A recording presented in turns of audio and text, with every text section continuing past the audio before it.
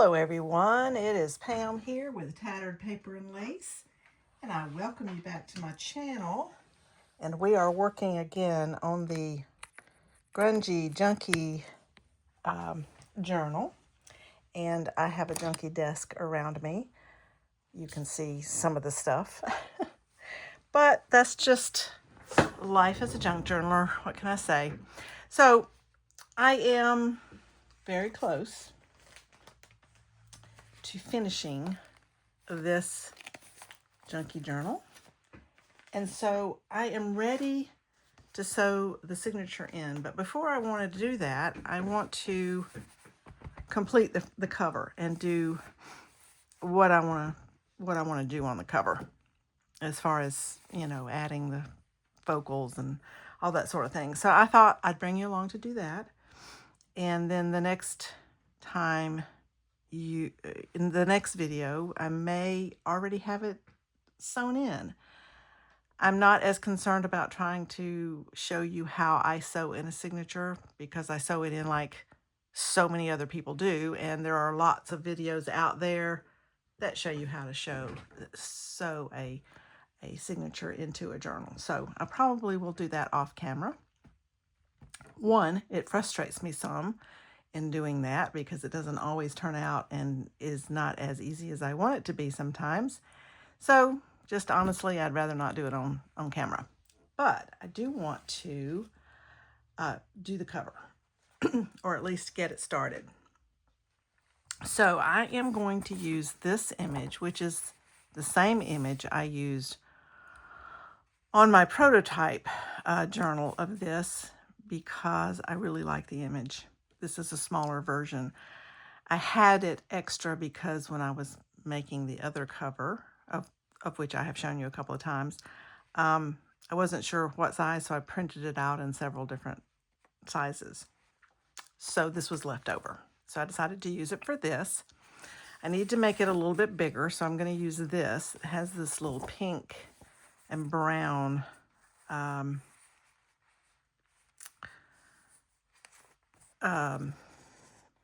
pinking shear edge.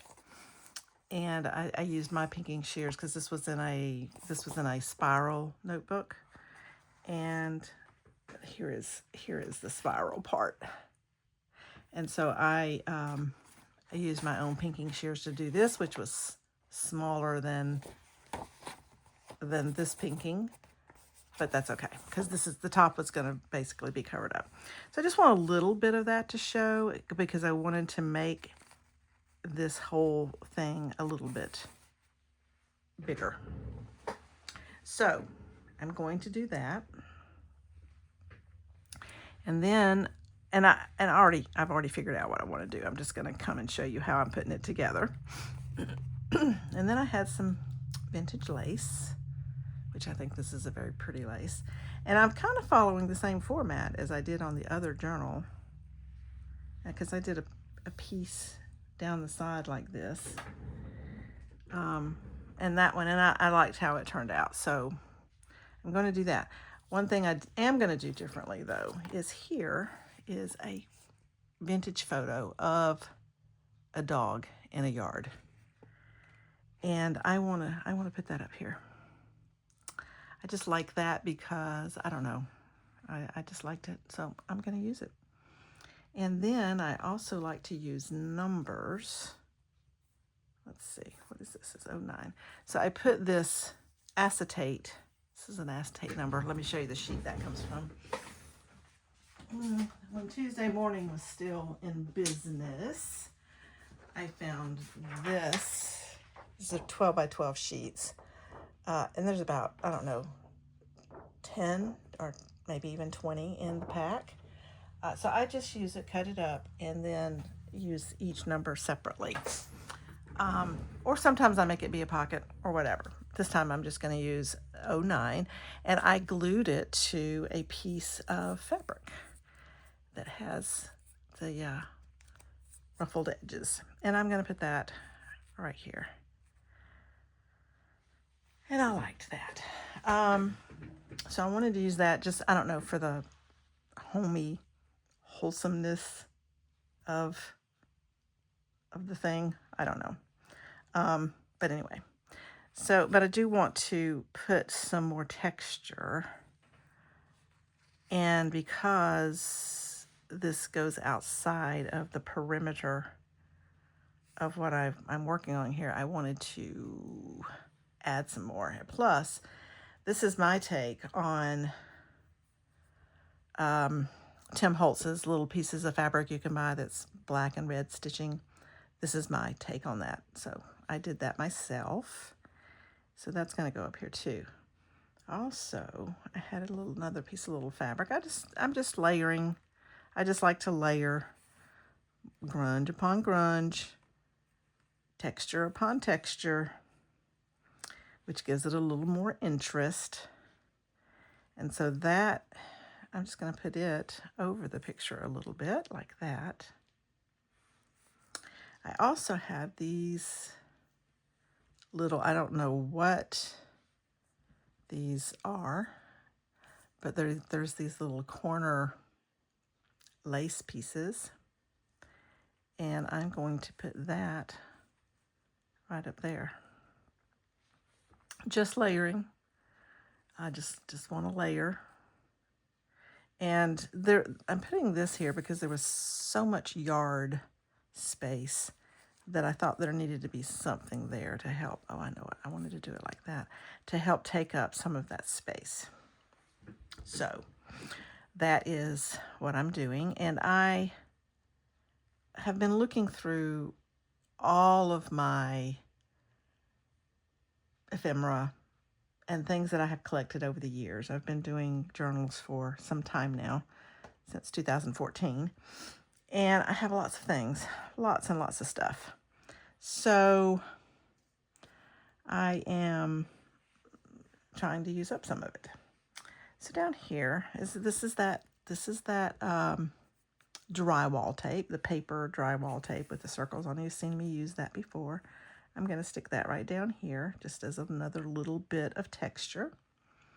And then I am going to put this little bit of rickrack on top of there, like that.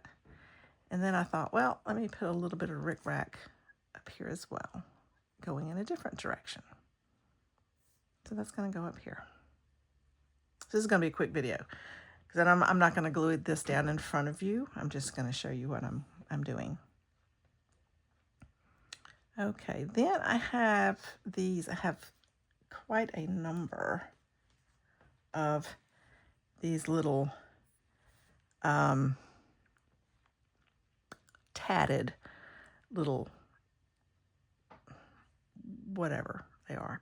I got these at an estate sale, and it was apparent to me that the person who made, I mean, I have dozens of these, and the person who was making these was learning how to tat, because this one happens to be a very nicely shaped one, but there are some that are bigger and smaller and more wonky. So I think this person was learning how to tat, and this was the design that they were using as their practice design, I guess. But I'm going to put that in this corner down here. I want it to overlap over onto the fabric. And then I had in my stash, these are little canvas flowers that were pre-cut. They came like this. I think they came in a little package of this. This is the only two I have left. And I want to use those on here. And I'm just going to use this little medallion thing as the background for both of these little flowers. I started to put two of those little medallions, and that just got to looking too fussy, too much, too many things going on, too much, too busy. So I thought I'd just use one and put both of these flowers. And then I wanted to put the darker one at the bottom. Don't ask me why. I'm not sure that there is a reason other than that's just what I want to do. And then I have a roll of these. These are attached in the roll. So I cut them apart, and that's how I'm using them. I've had this for a long time. So this is a piece of trim. And I just cut these little daisy looking flowers off. And I just thought they would make nice little centers to the red, and also mute the red just a little bit, because, you know, I don't want it to have too much. I want it to have a little bit, but not too much. And so I think this is basically going to be it. I will stitch some of these things on. Some will just get glued on. There'll be some stitching along the side here. And I'm using this pink. Well, pink and red are basically in the same color family. You add white to red, it becomes pink. So I wanted to just I didn't want it to be red, but I needed something with a little more color in the background, and this happened to be the thing I thought would work.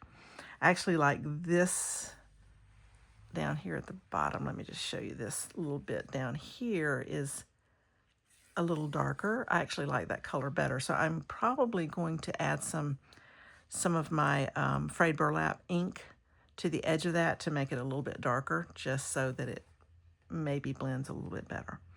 But this is what I'm thinking that I will do as my cover. Like I said, I will probably zigzag stitch right down through here and straight stitch right along here. I don't know if there's going to be any other stitching. If I do, I'll just stitch this image onto this background piece, and then the whole thing, the background piece and the image, without all these other pieces stitched on. Then I'll probably stitch on the lace here, and then everything else is just going to be glued on. I don't think I'm going to stitch around anything else. So you'll just see a little bit of stitching here, which will be in the red like I've used throughout the journal. And then this piece of lace I am going to stitch down. So this is basically what my cover is going to look like. So I wanted to come and show you. Again, I didn't do this, pull all this together in front of you, because that is so not my talent to do that in front of people or on camera, because it takes me so long to figure out what I want to do, what looks good, and then just going and finding pieces, and I just go and find pieces. So I apologize if you need for me or wanted me to figure out what I was going to do on camera.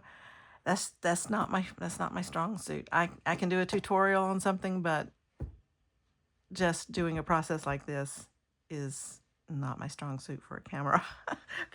So that's why I do a lot of what's in the journal itself offline or off camera as well.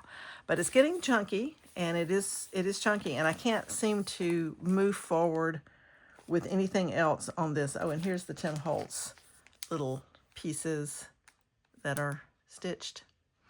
But I can't seem to move forward with this until I get it in the journal. So, because it's so cumbersome and hard to deal with, the pages are not attached to anything. So that's why I'm doing the cover now, and I wanted to come along and show you what that cover was going to look like and how I came up with things, and tell me what you think. I think I like it. I hope it's pleasing to others. It's pleasing to me, but I am going to sell it, so I hope it's pleasing to others as well. I also have a lot of these zipper pulls. That's what this is. I have one on the other journal too, but I think I'm going to attach this up here like I did on the other one. I still have it around. Let's see. So this is the other one. So see, I'm using the same image. I have the zipper pull up here with a rusted, what are those things called? Safety pin. And then I just have the layering there. Here's another one of those little medallions. And so I used the same these little daisy looking trim there. Just did some more texture things. So that's what I'm going to do again. Like I said, it's a little different, but the same, smaller, same image, but smaller. So that gives it a different look. This one's going to go in my Etsy shop, and I may make some other changes when you see it again, but I will show it to you after I get the signature sewed in. So I thank you for coming along. I thank you for following me along on this journey, and I hope that you have enjoyed things so far.